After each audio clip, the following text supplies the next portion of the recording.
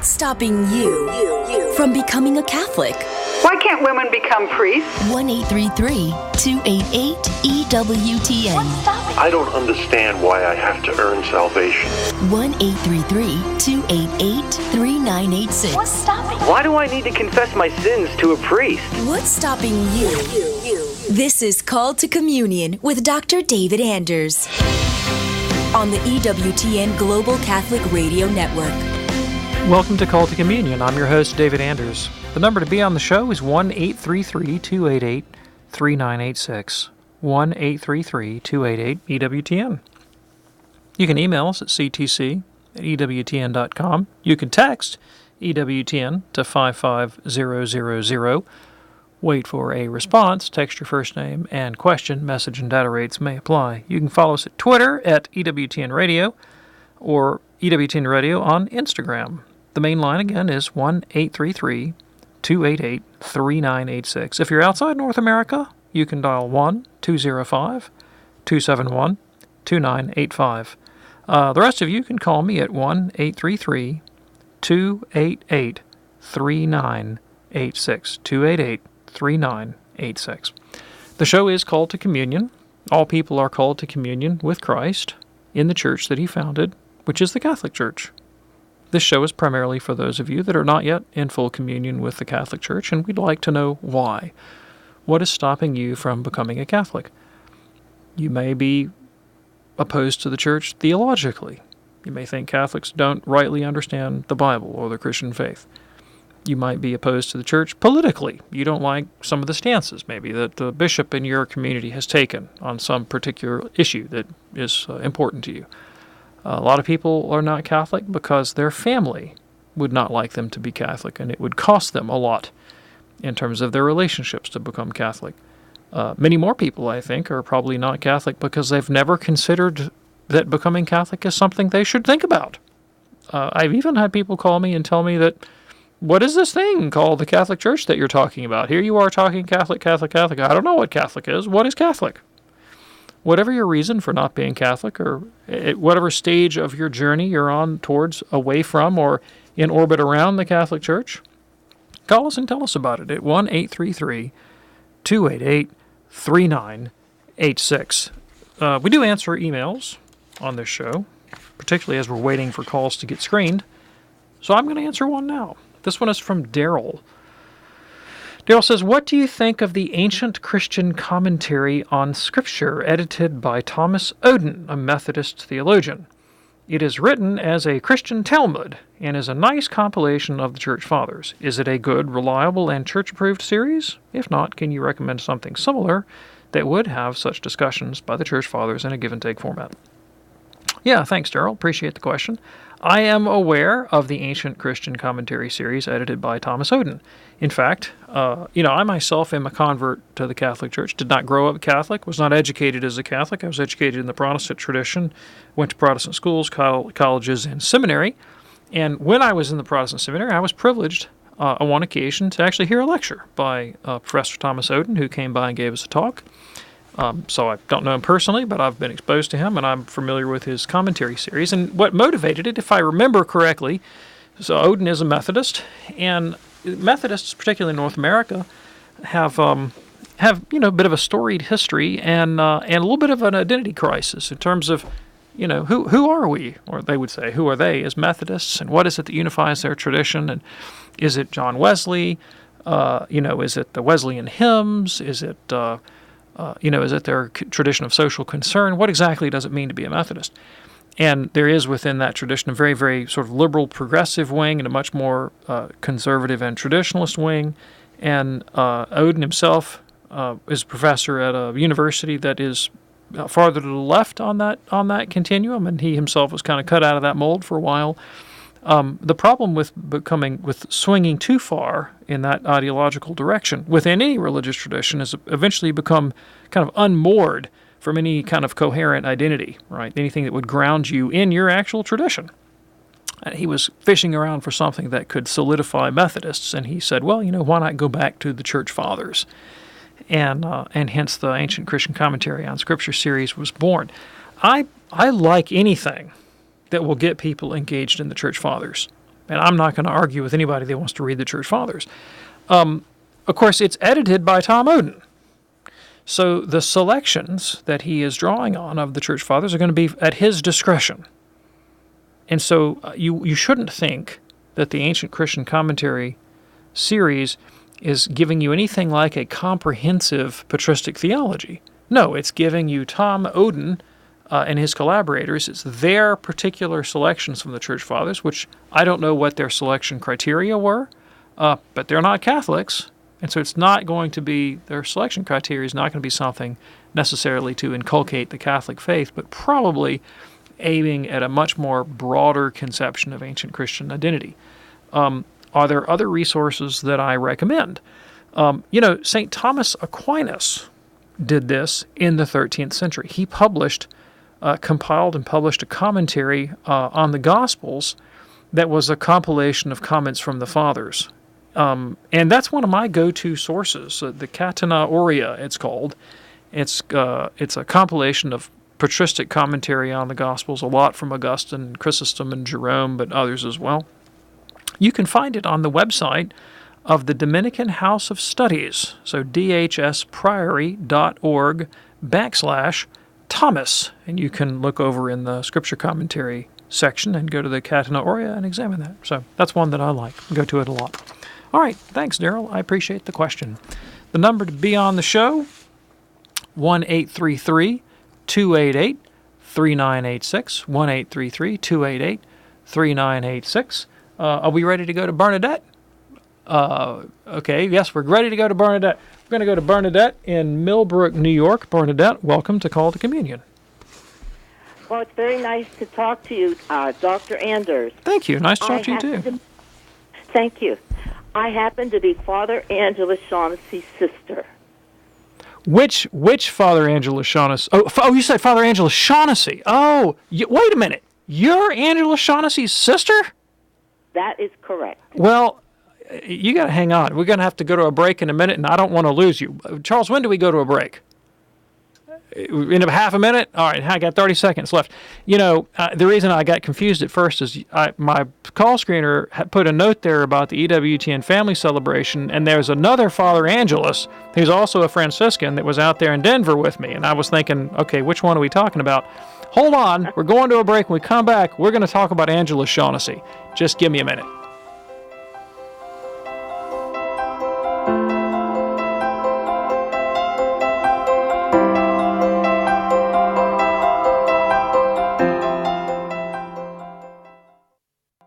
On the journey to the heart of the Catholic faith, all roads lead to Rome. In Roman Encounters, Cardinal Gerhard Ludwig Müller explores Catholic teachings critical to the life of the Church. Delve into pivotal topics like where the Enlightenment went wrong and the right way to be Christian in our skeptical age. Roman Encounters, the latest release from EWTN Publishing. Available now at EWTNRC.com or call 1-800-854-6316.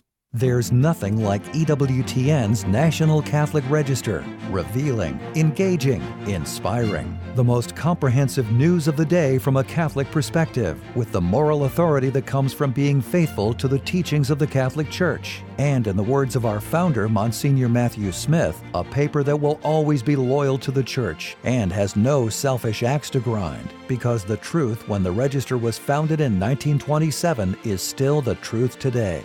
The award-winning National Catholic Register helps readers engage the culture with confidence in the saving and sanctifying gospel of Jesus Christ. Get 6 free issues today by ordering online at ncregister.com/radio or call 800-421-3230 and mention code RADIO. That's 800-421-3230 and mention code RADIO. The National Catholic Register. Read faithfully.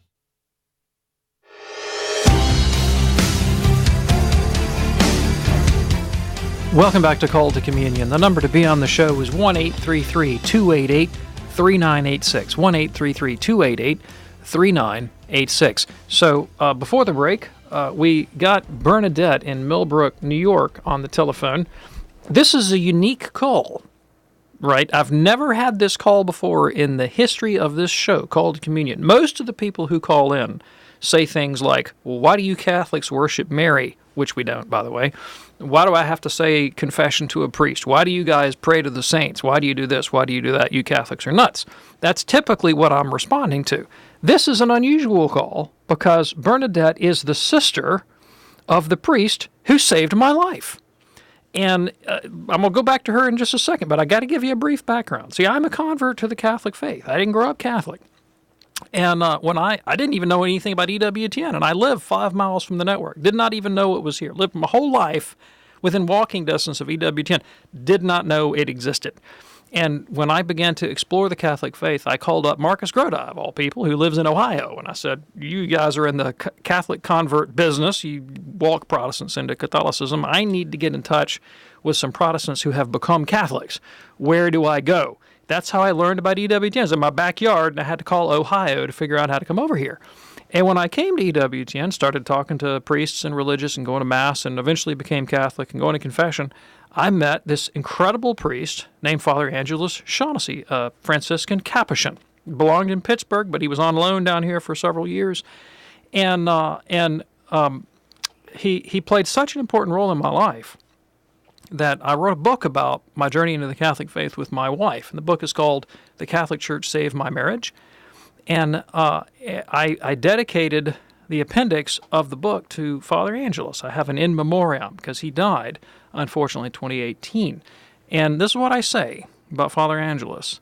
Father Angelus Shaughnessy, OFM Capuchin, played a unique and essential role in healing my marriage, which is true, in the Catholic Church. My wife and I owe him an eternal debt of gratitude.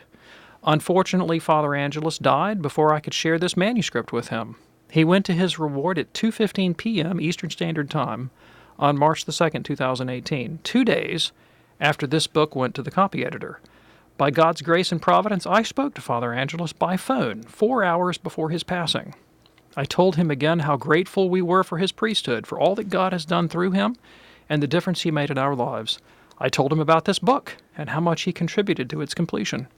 Father Angelus was too weak to converse, but with his very last breath, he lifted his hands in blessing and quietly uttered his priestly benediction. It was emblematic of his entire life. He gave himself to the last in charity for the salvation of poor sinners. Today I can hear echoed in his life and memory the words of St. Paul, "Be imitators of me as I am of Christ," 1 Corinthians 11. Surely Father Angelus was to us the face of Christ's mercy. Eternal rest grant unto them, O Lord, and let perpetual light shine upon them. And may the souls of the faithful departed, through the mercy of God, rest in peace. Amen. So that is why I am thrilled to death to have Bernadette in Millbrook, New York, on the show. Bernadette, welcome back to Call to Communion. Thank you, and you make me cry. I remember his greatest way of saying hello. He would say, "Peace be with you." Remember? I remember that, but you know what I remember more about Father Angelus was he was the best confessor. Now, as his sister, maybe you never went to confession to him, I don't know, but as he was the best I didn't. He was the best confessor I ever knew. And he you know, and you didn't see him because you're behind a screen, but you could just tell, you could feel his ears like glommed onto you like glue, like listening to every word that you said. And when you would finish your confession, he had this way of saying, "Is there anything else?" That would draw out of you things that you didn't know you needed to deal with before God. And this man... That sounds like Padre Pio. This man does, doesn't it? This man, he saved my wife. She wanted nothing to do with the Catholic faith, my wife. When I became Catholic, she's like, "Get that Catholic stuff away from me." And I tried all the apologetics in the world. None of it worked. And I said, "Would you go talk to Father Angelus?" And she said, "Nope." I said, "Please?" She said, "Nope." And I pestered her and bugged her about it for 6 months. And finally, to get me off her back, she said, "Okay, I'll go see this priest, but after that, you leave me alone." And she went, and she went back, and she went back, and she went back, and she went back. And then one day I wake up in the middle of the night, and there's my wife praying the rosary. And the next thing I know, she's just as Catholic as she can be, and she's come back to the church. Years later, I said, "What did Father Angelus say to you?" And she said, "He told me that my suffering had meaning." Something that nobody else had ever told me before. But he said it, and he meant it, and he lived it, and he loved it. God bless Father Angelus. So Bernadette, you must have been either watching or present at the EWTN family celebration this past weekend in Denver, Colorado. Is that right? Yeah, on the radio. Yeah. Wow, what a privilege! What a privilege! It was so beautiful what you had to say, and then when you said about Father Angelus, I thought, gee, I have to call. I knew you were on the air every day, daily, and I thought, oh, I have to call you and tell you, how much I enjoy. In fact, I'm going to get your book. I've got to get your book. Well, he's the reason that book exists. I'll tell you, he is. So anybody who's listening on the radio today, Father Angelus contributed content to EWTN, right? And so some of his talks and videos and messages are available in the EWTN religious catalog as well as the archives on the website. Go look up Father Angelus. Excuse me. I don't know that exists. I've been trying to find out if there's anything I can order that I know his speeches were great and he would give the greatest homilies, but I never hear his name or anything said about him. It's like as if he left the face of the earth. Well, I talk about him all the time. So, you're gonna hear about him from me, whether you like it or not. You're gonna hear about Father Angelus from me because the man had a profound impact on my life. I tell you what, Bernadette, if you want to, when we get off the air here, if you want to leave your contact information with my producer, right, and then or you can shoot me an email as well at my public website address, which is at my website, calvin2catholic.com, calvin2catholic.com, and Charles Beery, my producer, can help you out as well. Or you could, he says leave it with Ryan, who's the call screener, and then maybe you and I can get in touch later. We can talk more about Father Angelus and his legacy. I'm probably going to need to move on because I got to create some more content on the show, but I am so glad to hear from you, and I'm thrilled to death because to meet a living, breathing relative of Angela Shaughnessy is to me a great privilege. So thank you so much for being with us. The number to be on Called to Communion is 1-833-288-3986, 1-833-288-3986, 1-833-288-3986. If you have a question about the Catholic faith or you want to tell me why you're not Catholic, you can call me and tell me about it at 1-833-288-3986. Whether or not you've heard of Father Angela Shaughnessy, call me at 1-833-288-3986. I want to go now to another email. This one is from Cedric. Cedric says, I am a Protestant with a PCA background, and I have been questioning the grounds of the Protestant Reformation. Luther questioned the authority of the Church by claiming that councils had contradicted one another. At the Leipzig debate, he claimed, the recent Lateran Council has reversed the claim of the councils of Constance and Basel that a council is above a pope. Is this claim true, and can you direct me to any resources that address Luther's claim? Yeah, thank you very much. I appreciate the question. All right, so the Protestant claim that the Catholic Church contradicts itself and that the Bible is our only religious authority, our highest religious authority. How should we evaluate that? Well, the first thing I want to point out, Cedric, and I really appreciate the phone call, the email, is think about the context of Luther's remark. Luther is in a debate with John Eck, right? He's in a debate with John Eck, and they're really discussing soteriology, doctrine of salvation, sacramental theology. And in the context of the debate, Eck backs Luther into a corner, and he says, Luther, the positions that you are taking have already been condemned by the Council of Constance in 1415. Well, some of them had, at any rate. In particular, the sacramental stuff. And John Huss, the Bohemian heretic and would-be reformer, had put some of this kind of thing forward. The Council of Constance has already dealt with it. And Luther responds by saying, well, that may be true, but I don't recognize the authority of the council. Councils themselves, Luther argues, contradict one another, can't rely on the magisterium of the Church, so we must rely on Scripture alone. Now, I want you to think about the structure of that argument. The structure of the argument is, this is Luther's argument, councils and the magisterium are inconsistent or they fail. Therefore, we should regard Scripture alone as the highest authority or the only infallible authority. Now, here's the question I want to ask you, Cedric. Does Luther's argument actually reveal to us that God has given us the Bible as our sole rule of faith? No. No. What Luther argues is you can't trust the Catholic faith, therefore we should go to the Bible alone. But that's not really the question. It really misses the point.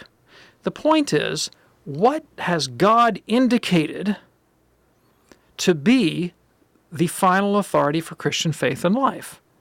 It's a secondary question, right? How we are to regard the history of Catholic interpretation of the tradition. The primary question is, what has God revealed as the final authority for faith and life? Did God establish the Bible as the final authority for faith and life, or did he give us the church? That's the question. Luther doesn't address that question. Luther is backed into a corner and he throws this solution out in a polemical way in response to a debate. But that's not what we really have to decide. And when we look at the data of history and revelation, we see nowhere does Jesus, nowhere do the prophets, nowhere do the apostles, nowhere has God revealed. If you want to know the content of the Christian faith, you should look to the Bible. In fact, the Bible as it's presently constituted did not even exist at the time of Christ's ascension. Instead, Jesus came and taught by his own divine authority, which he proved by rising from the dead, demonstrated by his own way of life, and instituted sacraments and a governing structure of the church, and said to the apostles, "Go into all nations, make disciples, teach them everything I've commanded you, that's oral tradition, and I'll be with you to the end of the age," a promise of divine assistance. Whoever hears you hears me, whoever rejects you rejects me. Whatever you bind on earth is bound in heaven, whatever you loose on earth is loosed in heaven. Whoever sins you forgive are forgiven, whoever sins you retain are retained.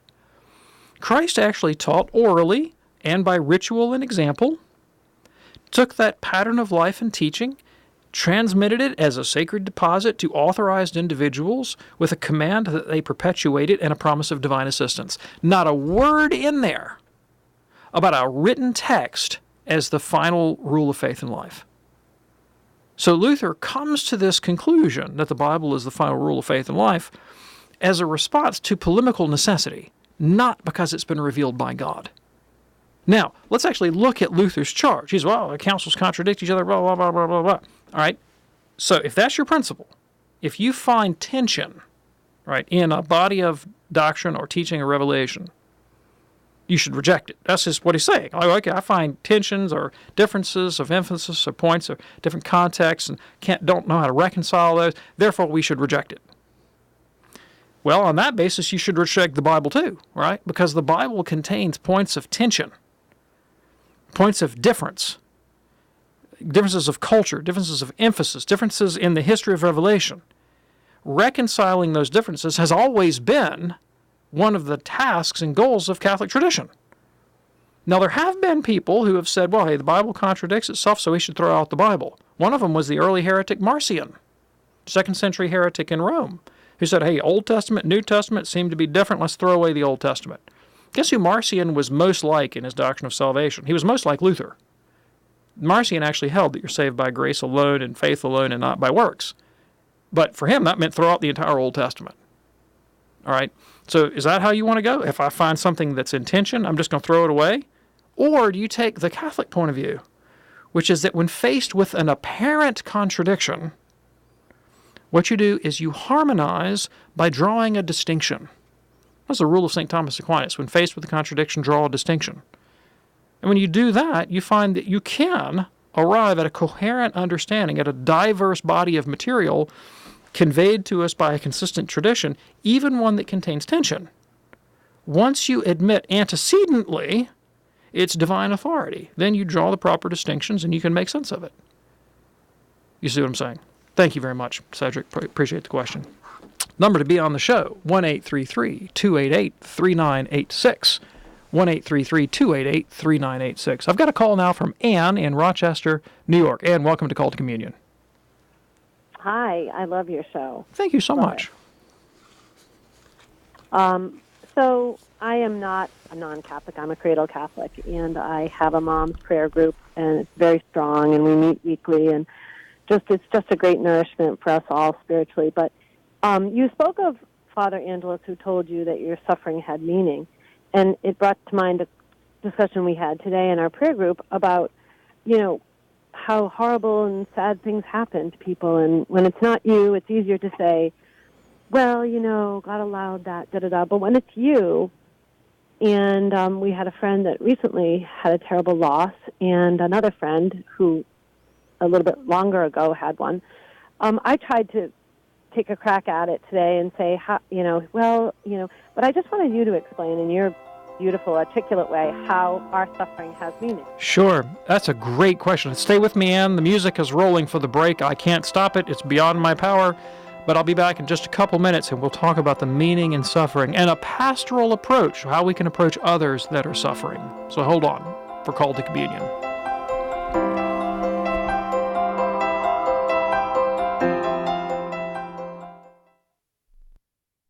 Dr. Greg Popcak. We want listeners to see that God has a unique and unrepeatable plan for their lives and how to rejoice in the work God is doing in their hearts and in their homes. The leading Catholic voices are on EWTN Radio. Father Benedict Rochelle. I don't think people should have negative fears of God, but I think you should get a lump in your throat. You should feel excited. Suppose I was going to take you and introduce you to the Pope or to the president of some country or something. You might get a little lump in your throat. Forget it. Every day, you, I, live and move and have our being in the presence of God. These are the class of feelings we should have, and we should have them to an intense degree if we really had the sight of Almighty God. These feelings are the feelings which we shall have if we realize His presence. And in proportion as we believe that He is present, we shall have them. And not to have them is not to realize, not to believe that God is present to us. The people you know and trust are on EWTN. We need EWTN Radio for the reason that Mother Angelica founded this entire enterprise. She always saw this as a spiritual growth network. It was to be an enterprise in media that reached people in all aspects of their life. She saw this as a holistic approach to reaching the whole person in the middle of the world and bringing them truth and life. Raymond Arroyo thinks Catholic radio is important. So should you. Tomorrow on More to Life, that's just not me. We'll help you overcome those hard-to-make changes in your life and relationships. Now, back to Call to Communion with Dr. David Anders.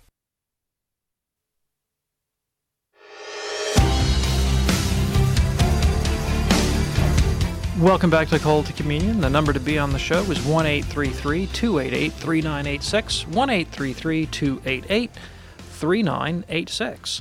You can email us at ctc@ewtn.com. You can also text 55000, wait for a response, text your first name and question, message and data rates may apply. Main line again is 1-833-288-3986.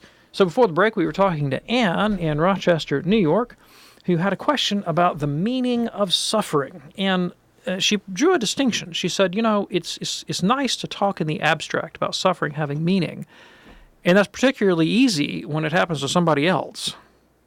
What about when it happens to you? And and we do have to draw a distinction between how we understand our own suffering and how we understand other people's, or how we respond to it. But I'm going to draw the distinction this way.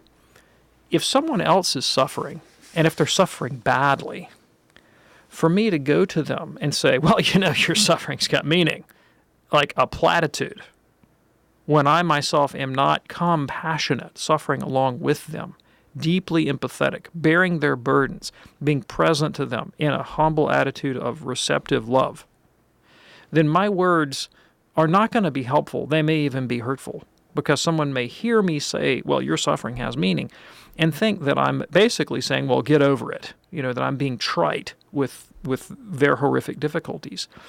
And that's, you can understand how a person could respond that way. So while it is true that suffering can be meaningful, we have to be very careful in our pastoral approach that we not push people away by not suffering along with them.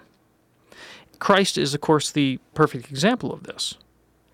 Christ told us we have to take up our cross and follow him. I mean, he invited us into a life of suffering. And yet he himself was deeply compassionate towards the suffering, towards the indigent, the poor, the sick. He was filled with compassion on their behalf. He went out and actively healed them, ministered to them, taught them, forgave them, was present to them. And of course, he entered into solidarity with human suffering in the most profound way by taking the suffering of humanity upon himself and dying the death on the cross.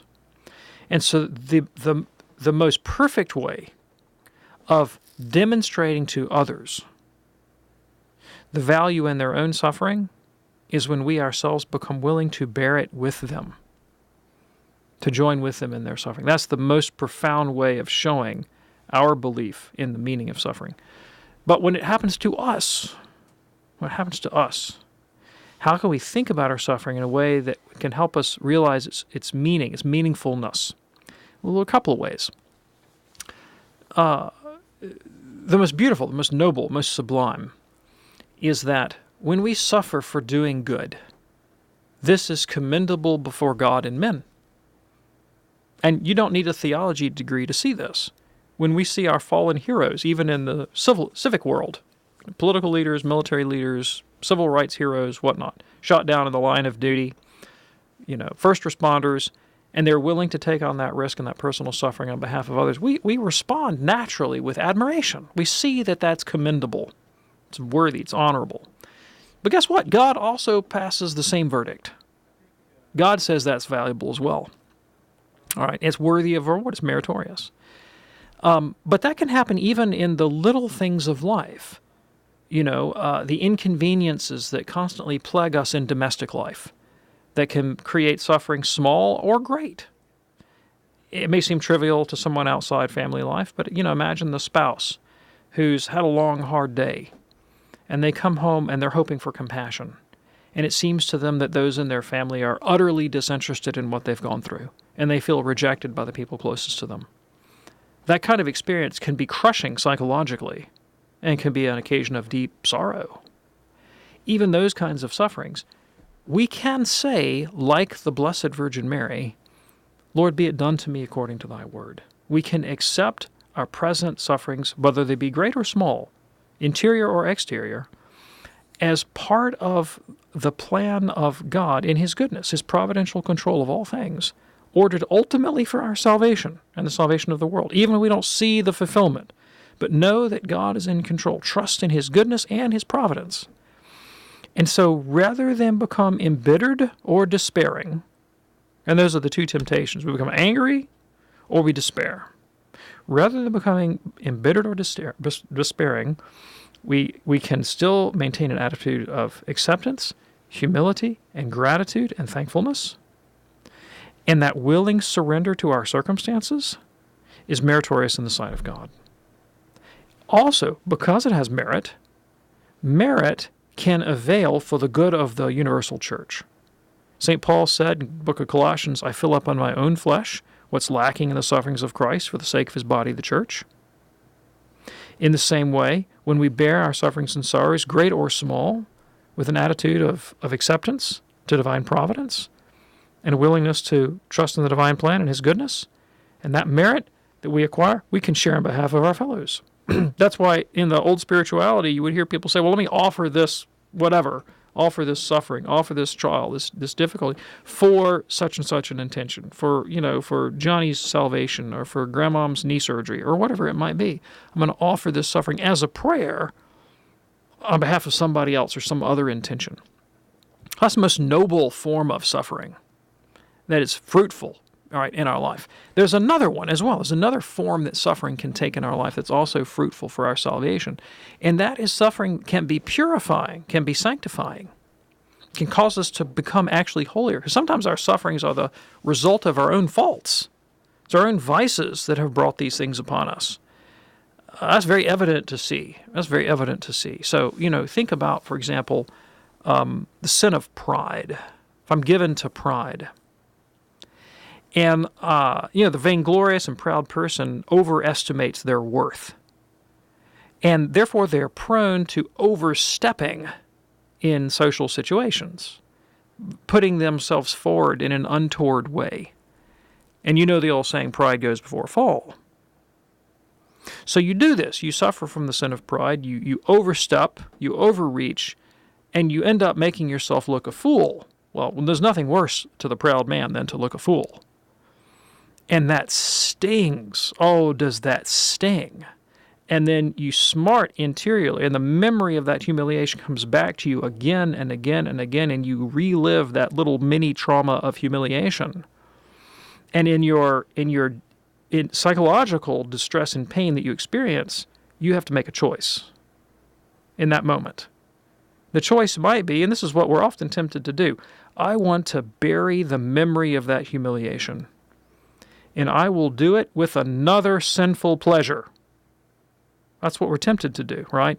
So I'll turn to overindulgence in food or drink or sexual fantasy or anger or whatever your vice is. I'm going to bury the memory of that humiliation under some vicious act. Or it becomes for us an occasion of sanctification. I look at it in the face and I say, why am I experiencing this present pain? It's because I was proud. I was vainglorious. I overstepped. I overreached.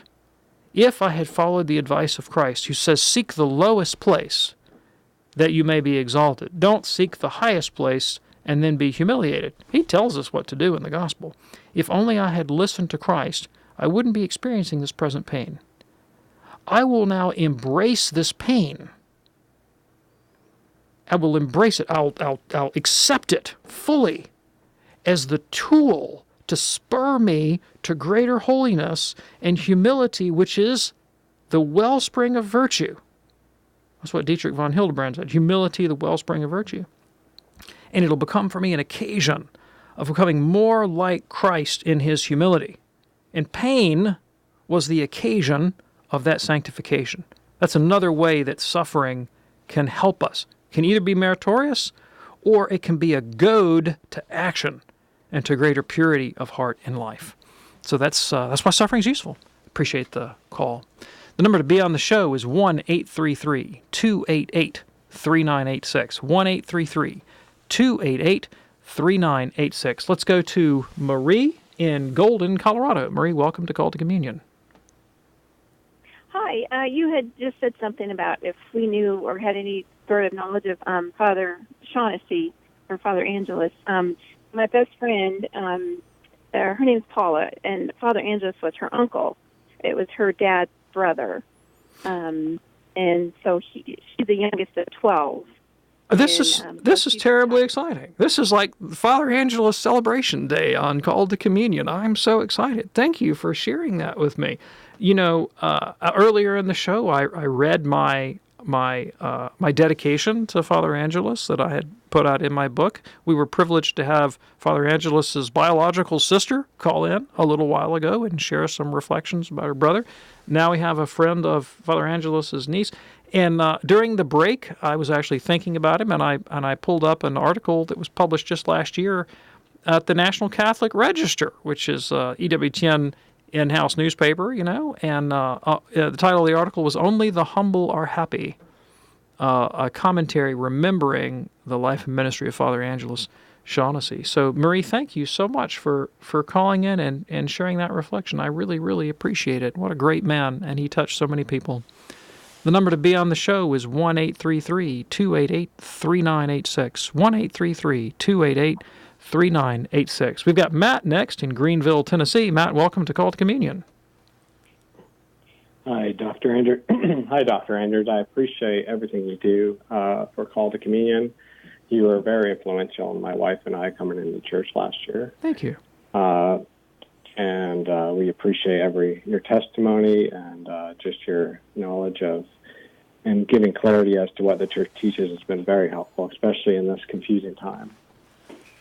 One question I have is on the poll that came out from Pew Research Center last month, which is causing my wife and I to be a little confused, where 1/3 of U.S. Catholics agree in the real presence of Christ and the Eucharist. And I just wanted to get your take on that, and what are some of the causes? I've heard of many causes, such as, poor catechesis, everything from that to abuses within the church.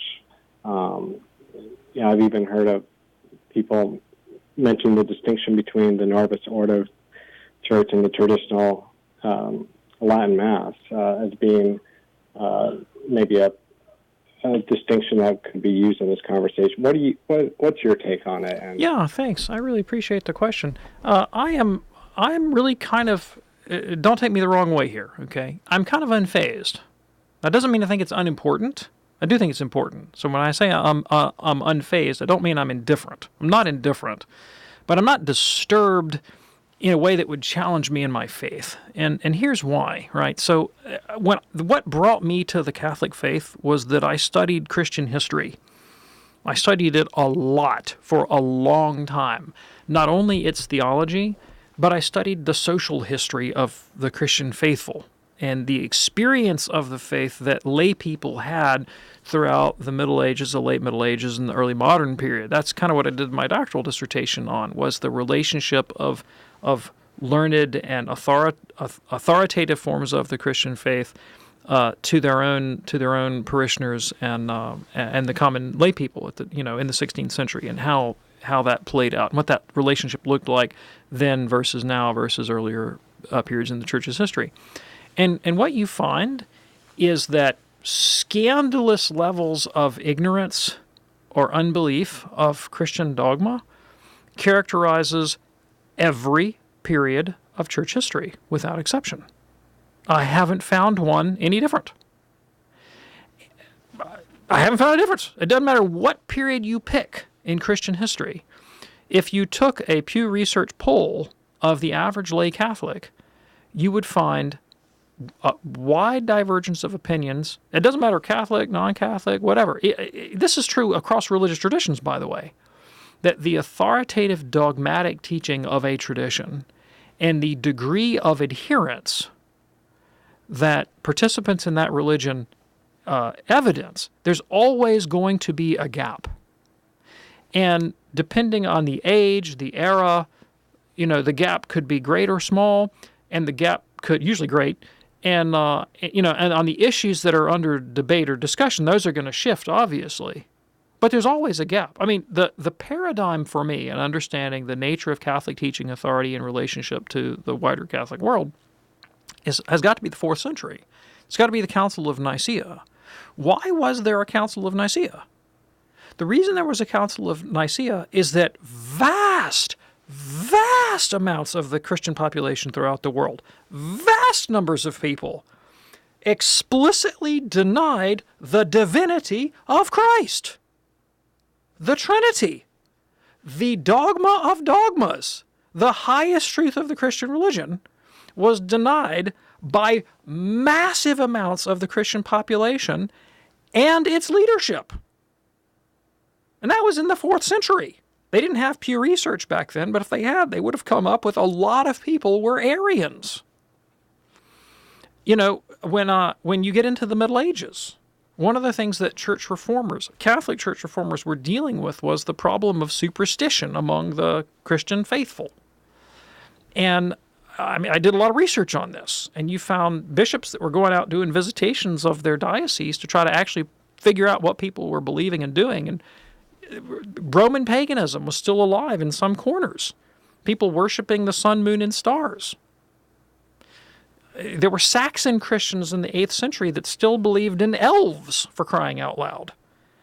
So, this kind of thing it's just part of being human. St. Augustine writes about it. St. Augustine writes about it in his tract on catechizing the uninstructed.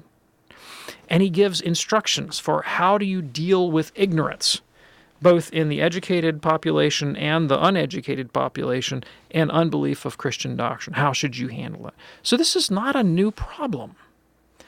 And I think it's grotesquely simplistic and monocausational reasoning to try to blame this on something like interchurch liturgical politics.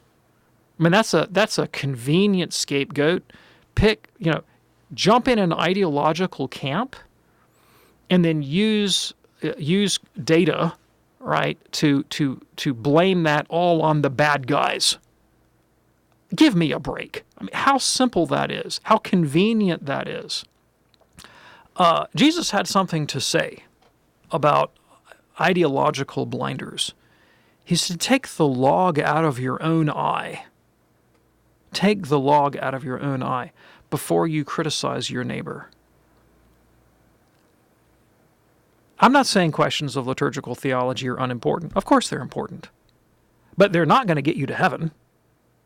You're not going to go to heaven and show up there and have St. Peter say, why should I let you in? And you'll be like, I checked all the right liturgical boxes. It's not going to get you into heaven. We know what gets you into heaven. Have you loved God and loved your neighbor? Have you exhibited the character traits that Christ himself lived and that he taught in the Sermon on the Mount?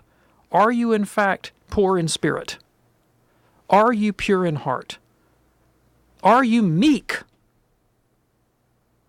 This is what's going to get you into heaven. Have you fed the poor, clothed the naked, given drink to the thirsty, fed the hungry, visited the sick and the imprisoned?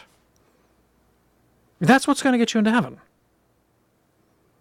And the dogmatic tradition and the liturgical tradition of the church are there as truths to be embraced to bring us to that kind of holiness of life.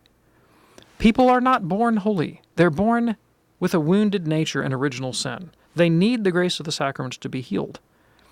Faith every day is a battle. It's a struggle, both in the formal aspect of catechesis. We always have to do a better job. There's always work to be done. Jesus says, workers are few, fields are great. Always more work to do than we have money, time, or resources. All right? That's why saints are so magnificent, because they have an outsized influence. And the solution to all of this is, we got to have forms, we got to have systems, we got to have videos and EWTN radio, and we got to have all these resources. But what we really need is holiness of life. And we need saints, because one saint can convert 1,000,000. So let's get about the business of becoming holy. That's what I have to say about that. Thank you. Appreciate the call. Number to be on the show, 1-833-288-3986. 1-833-288-3986. 1-833-288-3986. If you have a question about the Catholic faith, or you want to tell me why you're not Catholic, call me at 1-833-288-3986. Go to another email question. This one is from Nazar. Nazar says, several episodes described in the New Testament have a direct and more ancient parallel source in the ancient pagan Egyptian religious myths. And then he lists some examples. I won't go through all of those. In light of that, how can you answer the serious allegation that much of the New Testament material has been taken or copied or adapted from pagan myths of ancient Egypt? All right. Yeah, thanks. Appreciate the question. The reason I didn't read the specific examples is it just seems pedantic to do so. But the underlying question is, what do we do when we find commonalities between biblical narratives and ancient Near Eastern parallels? And analogously, what do we do when we find similarities between Christianity and other religious traditions around the world that clearly, are very distant from Christianity? Does this bother me? It doesn't bother me in the slightest. First of all, whenever I find commonalities among religious traditions, I say stands to reason. We share a common nature. That goes to show the truth of the Christian doctrine, that there is such a thing as humanity. Same thing's true of natural law. When I find truths of the moral life that are taught consistently across Christianity, Buddhism, Judaism, Islam, Hinduism, Confucianism, Taoism, I say, stands to reason. St. Paul said the same thing for Romans chapter 1, Acts chapter 17. We share a common nature because we are all children of the one Father God. And our nature is going to respond to the light of reason in similar ways. Will there be cultural differences? Yes. But will there be commonalities? Inevitably. there is going to be a stock of stories. Some of them may evidence direct influence. So maybe there's a tradition of storytelling that gets passed from pagan culture and incorporated into Christian culture. Why? Probably because those stories had some sort of moral purchase that seemed relevant to these universal truths about human nature.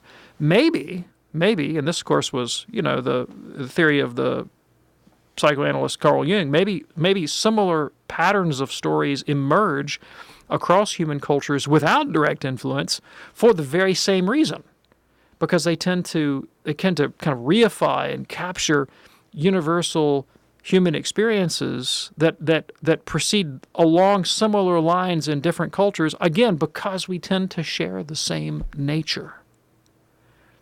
So rather than threatening the integrity or truth of the Christian faith, when I find similarities across religious traditions, I think it goes to undergird the truth of a traditional approach to God, religion, and morality, rather than the modern relativist narrative that tries to point to the existence of differences as to demonstrate the truth that there is no common nature or there is no common morality.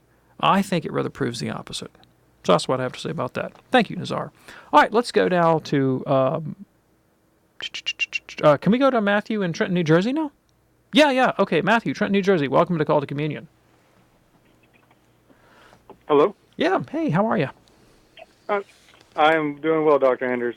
Big fan of the show. Thank you. What can I do for you? I was wondering how you would approach this situation. A family member who's raised Protestant, Southern Baptist, who has since fallen away from Protestantism, and still believes in God the Father and to an extent God the Holy Spirit, denies the Trinity and denies the divinity of Christ.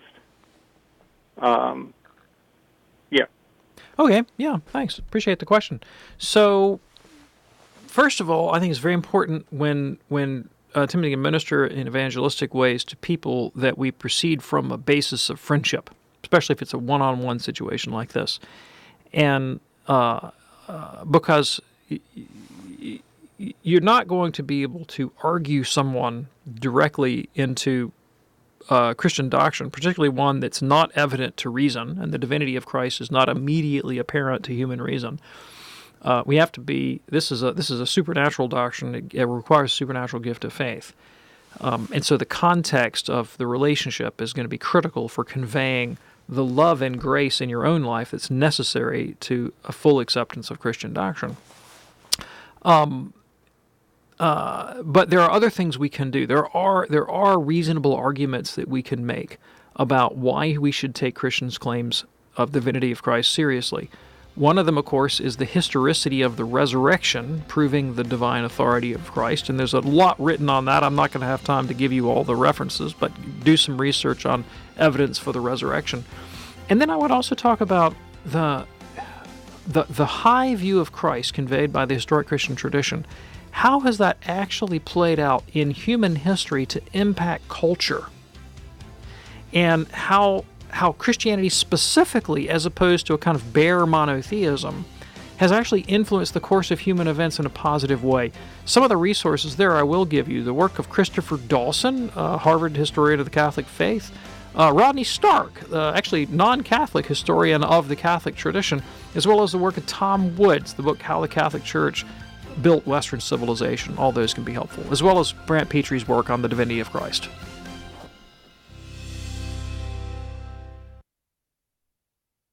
Hello, friends. This is Father Wade Menezes. I'm here to take your calls about faith, family, and fellowship. Open Line Tuesday is next on EWTN Radio. The EWTN home video highlight for September is St. Bridget of Sweden, the movie. She was a wife, mother, and a mystic whose beautiful revelations touched the lives of many throughout the centuries. Order your DVD at EWTNRC.com 24 hours a day, 7 days a week, or call 1-800-854-6316. EWTN. Live truth. Live Catholic.